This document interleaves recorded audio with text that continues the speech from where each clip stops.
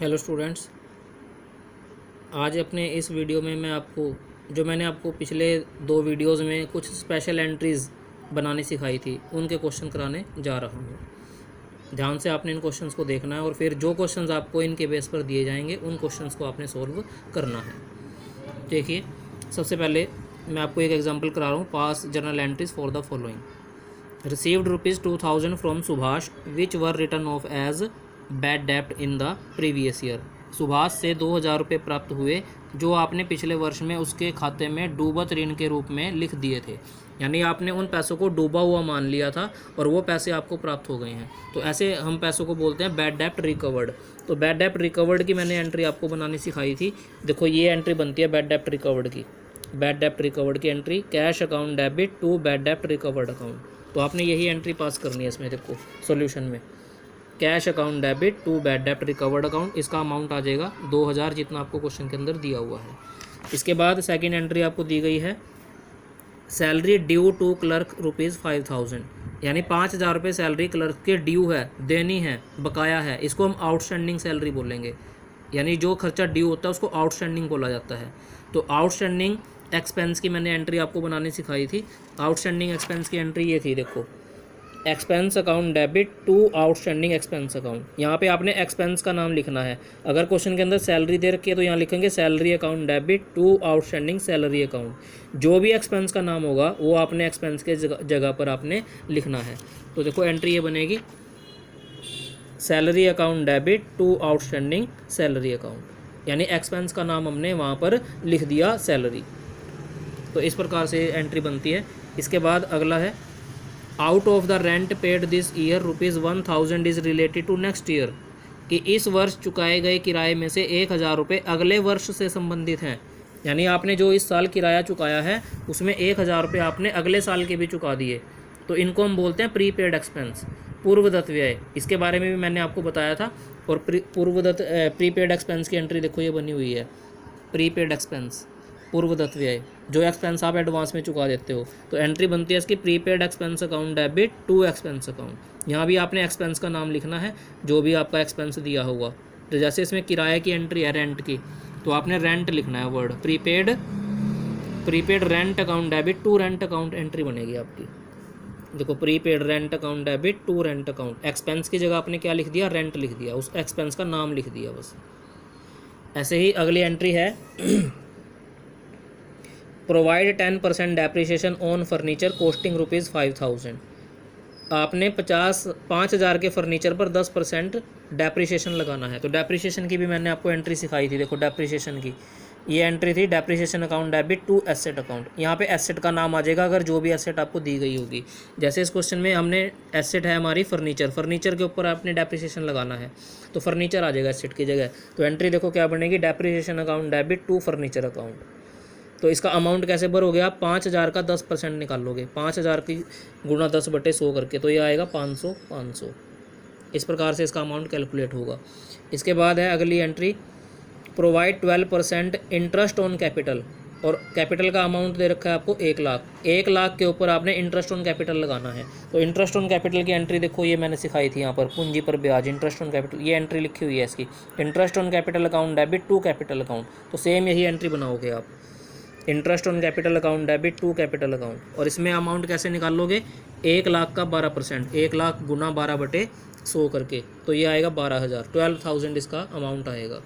और last entry है charge interest on drawing ₹800। Interest on drawing लगाना है आपने 800 रुपये। तो इसकी भी एंट्री मैंने सिखाई थी आपको, ये रही इंटरेस्ट ऑन ड्राइंग की। Drawing account debit to interest on drawing account. देखो सेम यही एंट्री आपने पास करनी है, drawing account debit to interest on drawing account. और इसका अमाउंट जो आपको गिवन होगा वो 800 रुपये, वो आपने अमाउंट यहाँ पर पुट कर देना 800 रुपये। आइए इसके बाद कुछ गुड्स से रिलेटेड, माल से रिलेटेड कुछ एंट्रीज़ कर लेते हैं। इसकी भी मैंने आपको एंट्रीज़ बनानी सिखाई थी। तो इसका एक क्वेश्चन देख लेते हैं। आपको ये एग्जांपल दिया हुआ है, pass journal entries for the following.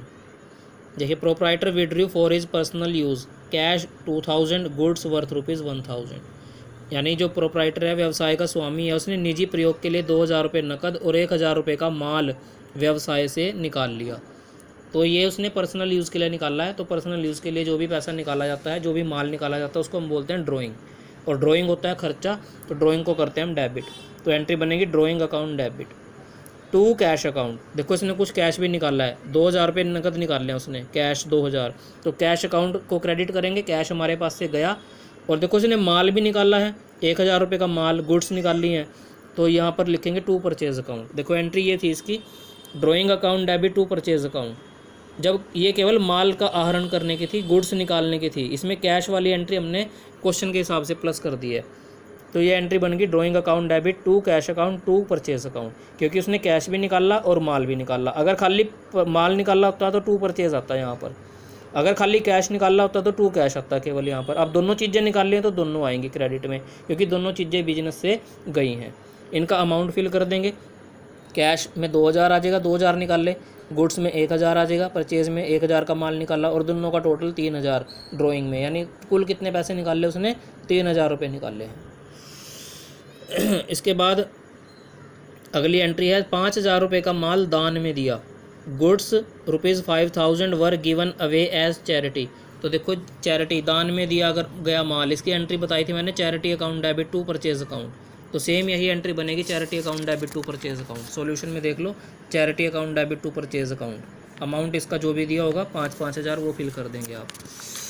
इसके बाद नेक्स्ट ट्रांजेक्शन है goods worth ₹2,500 were distributed as free sample. माल आपने फ्री सैंपल के रूप में बांट दिया, तो फ्री सैंपल की एंट्री भी मैंने आपको सिखाई थी। ये देखो यहाँ पर माल का मुफ्त वितरण, फ्री सैंपल एंट्री थी, free sample account debit to purchase account. तो यही एंट्री बनेगी, free sample account debit to purchase account. जो भी अमाउंट दिया होगा 2,500 वो इसमें हमने फिल कर देना है। इसके बाद नेक्स्ट है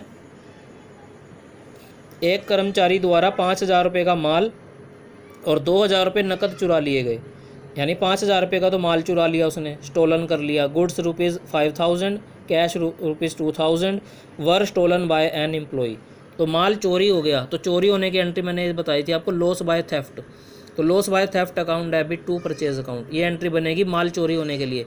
अब इसमें कैश भी चोरी किया उसने, तो टू कैश भी आ जाएगा साथ में, तो एंट्री बन जाएगी loss by theft account debit to purchase account to cash account. तो देखो अगले उसमें एंट्री बन रही है loss by theft account debit to purchase account to cash account, क्योंकि उसने माल भी चुराया और कैश भी चुराया, तो दोनों चीज़ें बिजनेस से गई हैं, दोनों को क्रेडिट करेंगे और लॉस बाय थेफ्ट को डेबिट करेंगे। अमाउंट आ जाएगा 5,000, 2,000, दोनों का टोटल मिला के 7,000, यानी 7,000 का सामान उसने चुराया। इसके बाद लास्ट इसमें दे रखी है goods worth ₹10,000 were destroyed by fire. 10,000 रुपये का माल आग से नष्ट हो गया, तो इसकी भी मैंने एंट्री बताई थी आपको, loss by fire account debit to purchase account. माल आग से नष्ट हो जाना, तो loss by fire debit to purchase account, ये एंट्री बनेगी loss by fire account debit to purchase account. Amount जो दिया होगा वो फिल कर दिया जाएगा इसमें। तो ये एंट्रीज मैं आपको ऑलरेडी सिखा चुका हूँ।